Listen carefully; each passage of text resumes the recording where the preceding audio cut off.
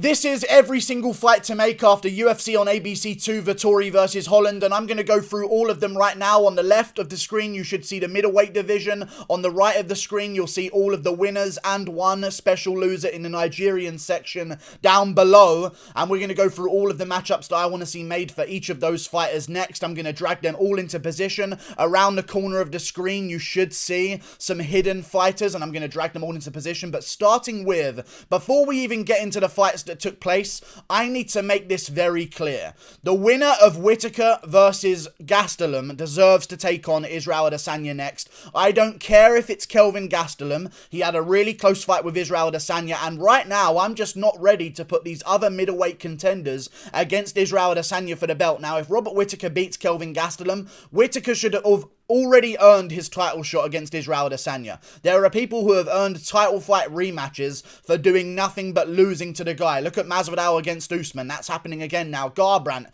against TJ Dillashaw. He clipped him with one big punch. Other than that, TJ Dillashaw TKO'd him, but Garbrandt gets a rematch. The winner of Whittaker versus Gastelum deserves a rematch. If it's Robert Whittaker, he's 100% earned it, so give it to him. He should move on to take on Israel Adesanya. And if it's Kelvin Gastelum, then I'm okay with that one as well, because he had a real close fight with Israel Adesanya before, and also if he does win, I would assume it's not going to be by decision against Robert Whittaker. I reckon if Kelvin wins, he's probably going to clip Whittaker on the chin and get a TKO reasonably impressively. So if he does win, it'll be an impressive win against Robert Whittaker by TKO most likely, so I think Kelvin can even get a title shot as well. But before we even get into the rest of the card, I just wanted to clear that up. Whittaker and Kelvin Gastelum, definitely the winner of that one takes on Israel Adesanya. Moving on though, the winner of the main events just a couple of nights ago, Marvin Vettori, the Italian dream himself. I believe he should take on a man named Derek Brunson next, and I think the winner of that one should be getting the next title shot in the middleweight division.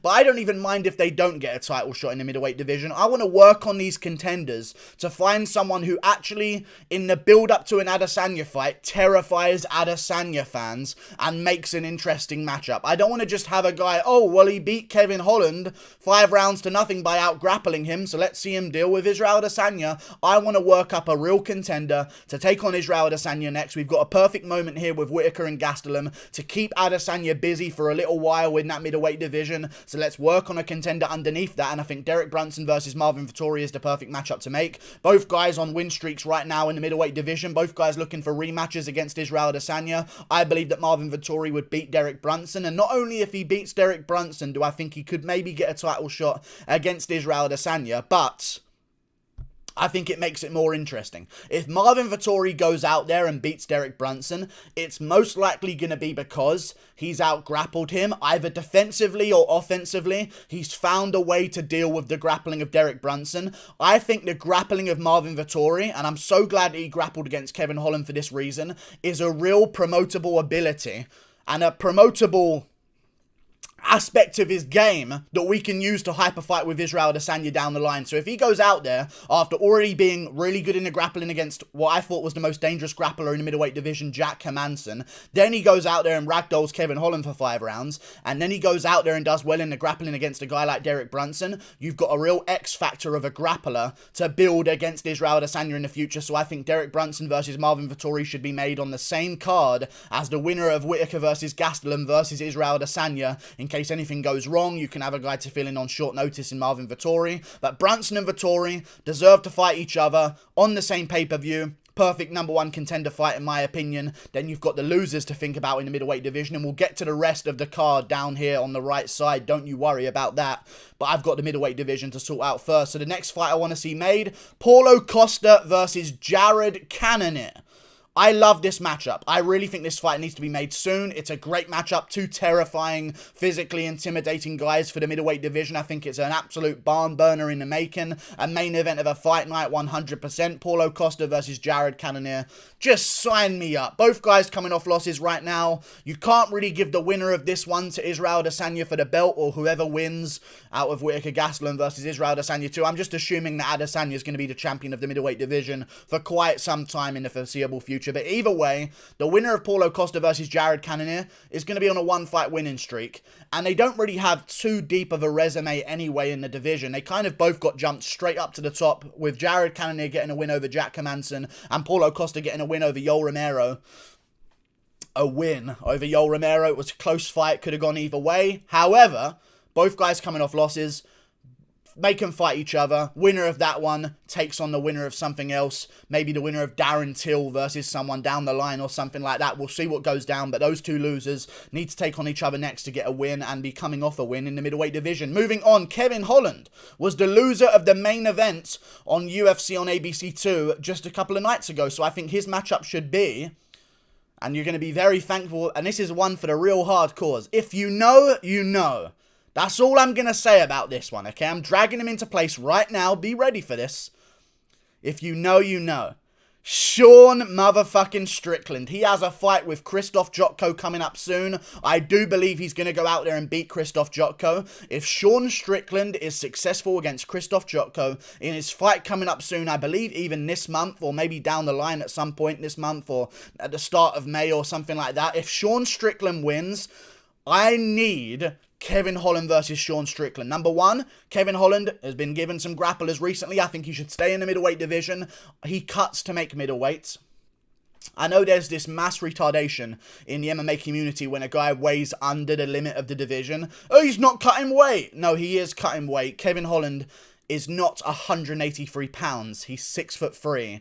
And he's I know he's a little bit skinny, but he's a built guy, okay? Like, he's not 183 pounds. He cuts weight. I know I'd like to see him at welterweight as well, but I think middleweight division is actually somewhere where he can do quite well if he does address that takedown problem. So let's give him a fight in the meantime while he works on that grappling, where he won't even need the grappling against a guy like Sean Strickland. And if you know, you know. Sean Strickland is another one of these guys who talks inside the cage. He KO'd Brendan Allen in his last fight while screaming the words "fuck you" per punch that landed. I need to see Sean Strickland versus Kevin Holland. I think it's a perfect matchup. If Strickland does get past Jotko, make that matchup. If Jotko gets past Strickland somehow, let's do that one as well. Jotko versus Holland. Jotko's kind of like a knockoff grappler, so maybe it'll be a good thing for Kevin Holland to prove that he can out-grapple a guy, or at least that he's improving somewhat against a guy like Jotko, because I don't think Jotko's quite got the grappling level of a Derek Brunson or a Marvin Vettori, so nice little step down.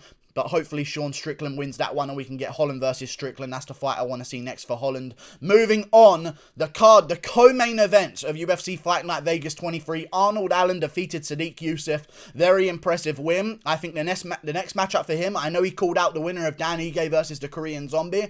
No.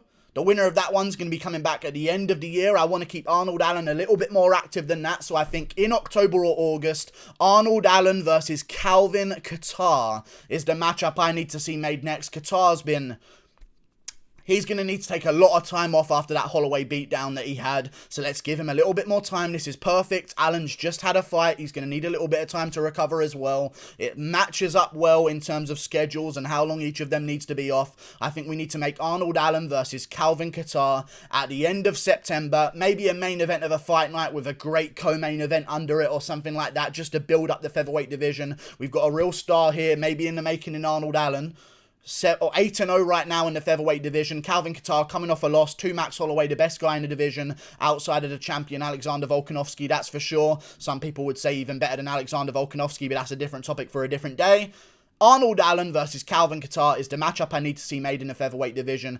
It's a good matchup for Calvin Kattar, and it's also a top 10 guy, because I can't really see us... The problem within the featherweight division right now, none of these fuckers are fighting each other, so there's no losers at the top. Yair Rodriguez, Zabit Magomedsharipov, Brian Ortega, Max Holloway, Alexander Volkanovski. All of these contenders are coming off wins right now. Josh Emmett as well is coming off a win in the featherweight division just outside of that bracket. Dan Ige, the Korean Zombie's been booked. You can't give Calvin Kattar Sadiq Youssef coming off a loss. You normally would want to match up Kattar with a loser or something like that, but I think this time, top 10 contender, Calvin has a real chance to get right back in there against a top contender and put himself back into the top 5 of that division, just on the outside of it. Arnold Allen versus Calvin Kattar makes sense to me. That needs to be made next in September. Julian Marquez had a big fight in the feature fight, and he beat Sam Alvey in really impressive fashion, had some moments here and there. I think his next matchup should be in the middleweight division, Trevin Giles. Both people have not really beaten too many credentialed middleweights, and I think they both need a win in the middleweight division against a legit middleweight that is on a bit of a win streak. I think Julian Marquez versus Trevin Giles is the perfect fight to make. Giles is just coming off a win against Roman Dolidze a couple of weeks ago, and Dolidze took that fight on a week's notice. Sam Alvey, was kind of a gimme fight for Julian Marquez, coming down from the light heavyweight division. It was the last fight on his contract. Older guy, taking a lot of damage. I need to see them against a legit contender each, and I think against each other is the perfect matchup. Julian Marquez, Trevin Giles. Winner of that one gets a fight in the top 20. Winner of that one gets a ranking opportunity in the middleweight division. Marquez versus Trevin Giles is a great matchup in my opinion. We'll get to the Nigerian section with Mike Perry at the end of the video. Stay tuned for that one. Mackenzie Dern had a very impressive win. I think she should take on Marina Rodriguez in the women's strawweight division, mainly because Joanna Jacek, I believe, is going to be taking on Tatiana Suarez at some point. You've got Carla Esparza booked up against Yan Xiaonan. I don't want to rush Mackenzie Dern because I think we could actually build a big name talent in the strawweight division that actually has a real good chance at beating these top contenders. Not right now. Let's give her a little bit more time. Bring her back in 5 months against a girl in Marina Rodriguez. Not only because it's a good matchup and it's a good fight to make. They're both going to be similarly ranked in that UFC strawweight division. I also believe it's a good matchup because you can't make Mackenzie Dern versus Amanda Ribas. You kind of want Dern to redeem that loss somehow that she had to Ribas, and I think a big tell on her improvement, because it might have been that Nina Ansaroff was off for a long time. She was coming back a little bit rusty and Dern got the better of her. I think it's because Dern's actually improving quite a bit. Marina Rodriguez beat Amanda Ribas. So if Mackenzie Dern could beat a girl who beat the girl that beat the old version of her, that'd be a sure set sign that she has definitely improved in that strawweight division. So I think that's the matchup that should be made next. Other than that, Daniel Rodriguez absolutely annihilated Mike Perry over the 3 rounds and tuned him up with everything he had, just kept throwing combinations. It was an amazing performance. I know you're going to like this matchup as well. Daniel Rodriguez versus the James Krause, I think, is the matchup to make. The winner of this one, I think, deserves the number 15 spot in the welterweight division. I know they're handing it out to guys like Sean Brady, which I think is also quite deserved, but there's going to be some losers of those fights coming up, just outside the top 10 of the rankings of the welterweight division. I think maybe some of those guys should lose their ranking. We need to build up another guy. Daniel Rodriguez, James Krause winner. Give them both a full camp for it. Number 15 spot in the rankings. I think this is a great matchup stylistically. Both guys have big names. Both guys need another big name to go on a good position on a card. I think D-Rod versus James Krause is a great feature fight for a fight night, a great headliner of the prelims, of a good pay-per-view. Like, this is a great fight to make. Both guys' names as big as ever. I think both guys needs a full camp for it as well. D-Rod versus James Krause, make it happen. I mainly say that because I know James Krause will like this matchup for himself. So I think he'll definitely take it. 2 boxers, really good stand-up. I can definitely see this fight being made. D-Rod versus James Krause is the fight to make, in my opinion. Now let's get to the Nigerian section of the video that I've left till the very end. Platinum Mike Perry. We need to sort something out for him, okay? Because he needs one more chance at redemption to get back in there against an opponent that is still signed by the UFC, and you may see his forehead peeking out at the bottom of the screen here. We need a good we don't need a good contender. We need a clinger on in the welterweight division, which is what Mike Perry has become now. And I believe that man is Emil Meek. He is still signed by the UFC. He is on a losing streak right now, much like Mike Perry. He is not the best guy in the world, so it's a winnable matchup for Mike Perry, but he's also quite dangerous and also has star potential, which is why the UFC has not cut him yet, despite him being on a 3-fight losing streak. I think Mike Perry versus Emil Meek is just meme heaven to make. Let's make that matchup immediately. Mike Perry versus Emil Meek, not immediately actually. Bring him back in September, October. Let Perry have a bit of a recovery after that fight with Daniel Rodriguez, 5 or 6 months. Let's get them back in there at the end of the year as the opener of the main card of a fight night. Mike Perry versus Emil Meek. I think it's perfect. Emil Meek is basically the Norwegian, Scandinavian Mike Perry. Like and subscribe. Thank you for watching. Click that button up there. I'll see you later. That's every single fight to make after UFC Vegas 23. Goodbye. See you later. Toodle pip.